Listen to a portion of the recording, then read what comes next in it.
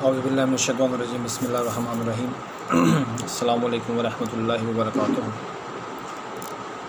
آج کا ہمارا موضوع ہے درد شقیقہ یعنی آدھے سر کا درد۔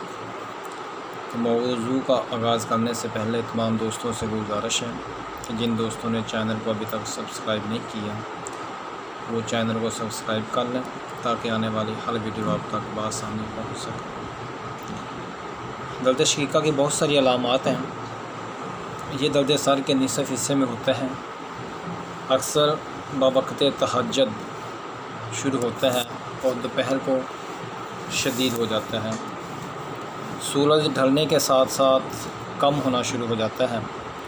مریض کو آنکھوں کے سامنے چنگاریاں نظر آتی ہیں، کن پٹی اور ابرو پر ہلکا ہلکا سا بوجھ اور درد رہتا ہے جو آہستہ آہستہ بڑھ جاتا ہے۔ ایسا محسوس ہوتا ہے جیسے سر پھٹ رہا ہے۔ بعض اوقات جی متلاطہ اور ابکائیاں بھی آتی ہیں اور اکثر اوقات یہ مروسی بھی ہوتا ہے۔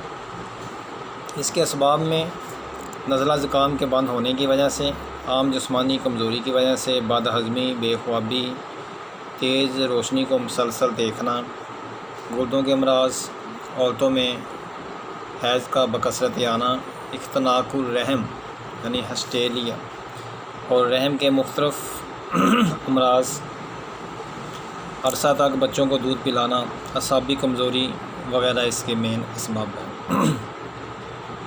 اب آئیے اس کے علاج کی طرف۔ تو علاج کے اندر سورج نکلنے سے پہلے اشتقدوس 3 گرام، کالی مرچ 3 گرام، خشک دھنیا 3 گرام، سونف 3 گرام اور گری بادام 7 عدد 250 ملی لیٹر پانی میں رگڑ کر چھان کر چینی ملا کر اس کو پی لیا جائے تو یہ بہت زیادہ مفید ہے۔ دوسرے نمبر پہ سنڈ 7 گرام، سونف 4 گرام، اشتقدوس 5 گرام 4 کپ پانی میں پیس کر چھان کر دن میں 3 مرتبہ 1 کپ پینے سے یہ جو ہے سر کا درد یہ ٹھیک ہو جاتا ہے۔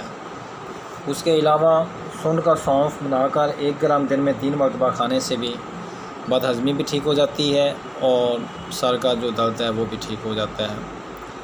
اس کے لیے ایک کرابادنی نسخہ ہے جس کو امرت دھارا کہا جاتا ہے۔